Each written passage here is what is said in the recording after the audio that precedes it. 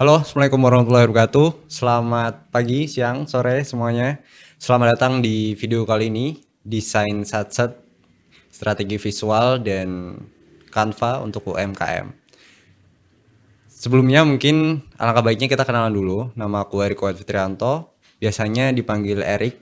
Dan aku latar belakangnya dulu anggota divisi graphic design di komunitas multimedia Amikom.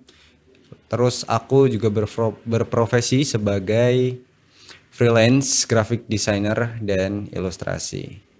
Terus di video kali ini kita bakal belajar apa sih? Jadi kita bakal belajar gimana caranya bikin desain satset dan anti ribet ya di Canva buat UMKM terutama.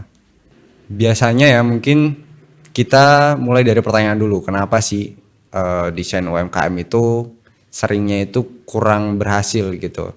Jadi seringnya itu dari teman-teman UMKM itu bikin desain itu nggak konsisten dan menggunakan aset-aset yang terlalu ramai dan melupakan esensi dari graphic design itu sendiri. Mungkin teman-teman perlu tahu graphic design itu beda dengan seni. Jadi kalau seni itu tujuannya adalah untuk membuat suatu karya yang bisa dinikmati. Tapi kalau graphic design itu adalah untuk problem solving. Kayak gitu. Dan di sini teman-teman bisa ngelihat salah satu contoh ya kenapa UMKM itu bisa seringnya itu kayak ngerasa kok brandku nggak laku nih, kok brandku nggak banyak diketahui orang. Nah, salah satu penyebabnya itu adalah inkonsistensi daripada visual identity dari brand itu. Atau ya tadi seperti yang aku bilang, dari segi desainnya itu kurang konsisten, kurang menerapkan prinsip-prinsip yang itu ngebantu buat problem solving tadi. Dan dari situ desainnya itu pasti bakal kelihatan kurang profesional, dan dari situ pastinya nanti akan berpengaruh pada trust daripada audiens atau calon konsumen kayak gitu. Karena di era yang serba digital ini kan banyak banget informasi nih dan itu bentuknya visual. Nah, kalau kita terlalu banyak aset ataupun hal-hal yang kita masukkan dalam suatu produk visual, itu akan memecahkan fokus kita kayak gitu. Nah, solusinya apa sih? Nah, nanti kita bakal bahas itu, kita ada brand kit ataupun kita bakal ngebahas beberapa tips ya ataupun yang perlu kita perhatiin ketika kita bikin desain terutama untuk brand kita sebagai UMKM. Mungkin aku nggak akan banyak ngasih tips dulu karena kita belajar dikit-dikit aja biar kita bisa bikin desain yang satset dulu lah. Nah, yang pertama tipsnya langsung aja itu kita pakai warna ya, nentuin warna. Ini yang mungkin sering banyak orang lupakan dan lewatkan, itu bahwa ketika kita menggunakan warna itu kita nggak bisa ngasal pakai warna yang ngejreng ataupun warna yang mungkin pucat gitu. Kita harus tahu warna apa yang cocok untuk brand apa, warna apa yang cocok untuk produk apa gitu. Contohnya kalau kita ngomongin produk berupa makanan nih, kita harus menggunakan warna-warna yang mungkin hangat. Kayak misal kita pakai warna orange atau kuning. Supaya apa? Supaya ketika ada calon konsumen ngelihat desain kita, itu kesan pertamanya, oh ini produk sangat friendly dan itu menjunjung tinggi customer service gitu. Jadi orang nggak akan berpikir dua kali untuk membeli produk kita. Terus contoh lainnya adalah untuk produk berupa jasa nih. Jasa, kalau jasa kita ngomongin jasa pasti yang di pikiran orang pertama kali itu adalah profesionalisme.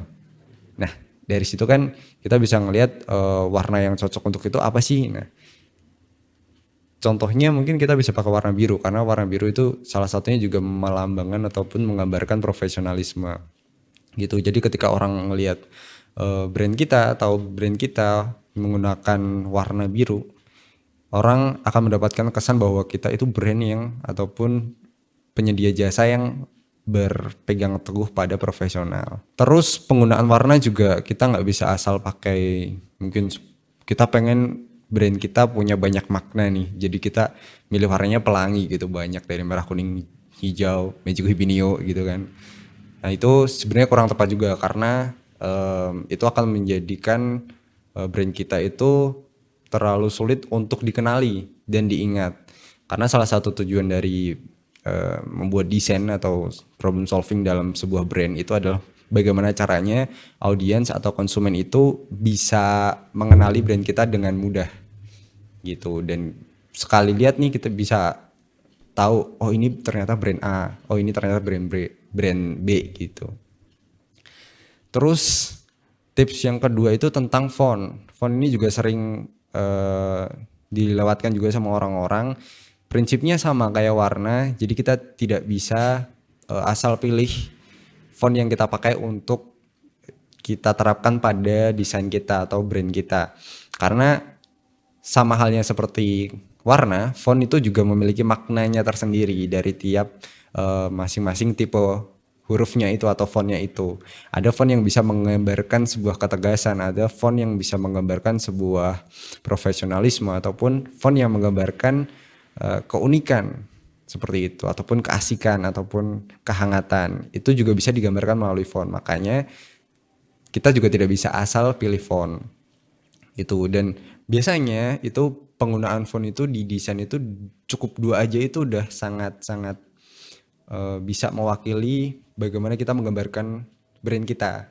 Seperti di kasus warna, ketika kita menggunakan terlalu banyak font, orang akan bingung juga gitu. Ini brand sebenarnya kesannya mau apa gitu yang disampaikan.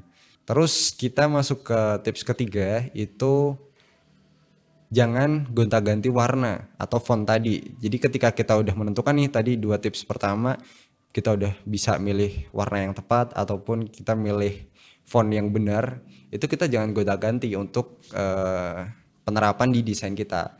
Karena ketika kita udah memilih dengan tepat gitu kan, ya kita harus konsisten pada warna dan font itu. Karena sekali lagi brand ataupun produk kita itu perlu diingat oleh konsumen dan gampang dikenali. Makanya sangat diharapkan untuk gonta-ganti warna dan font seperti itu.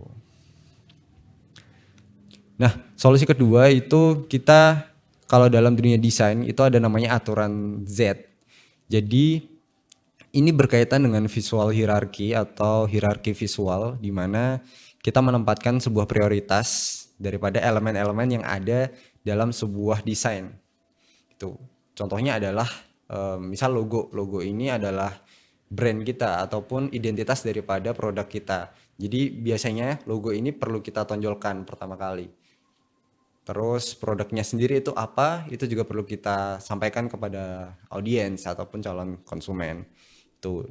Dan salah satu aturan ataupun teori yang bisa kita pakai ya ini yang Z atau aturan Z gitu lah. Jadi kayak bentuk huruf Z itu sendiri, jadi dia dari kiri ke kanan, terus turun ke kiri lagi, terus ke kanan gitu. Jadi membentuk huruf Z. Kalau teman-teman lihat di sini ada desain sebuah promo produk bernama Potato Cheese Bread. Nah di situ teman-teman bisa lihat logonya ditempatkan di pojok kiri atas. Kemudian kita tarik ke kanan, itu teman-teman bisa ngelihat produknya apa. Lalu kita tarik ke bawah kiri, itu ada promo Friday Fish promo ataupun promo Jumat Berkah ya. Gitu. Kemudian ditarik lagi ke kanan untuk melihat produknya lagi. Kurang lebih seperti itu. Jadi teman-teman harus bisa memetakan mana prioritas elemen yang perlu teman-teman susun, supaya ketika orang ataupun audiens melihat desain kita, itu otomatis akan terarahkan informasinya. Seperti itu. Oke, mungkin untuk materi pertama kita sampai sini dulu, supaya teman-teman bisa explore lebih dalam lagi. Mungkin kalau masih ada yang teman-teman bingungin, bisa cek modul yang nanti bakal kita bagikan juga, ataupun bisa ya explore sendiri di internet gitu. Mungkin itu aja, sampai jumpa di materi selanjutnya. Bye.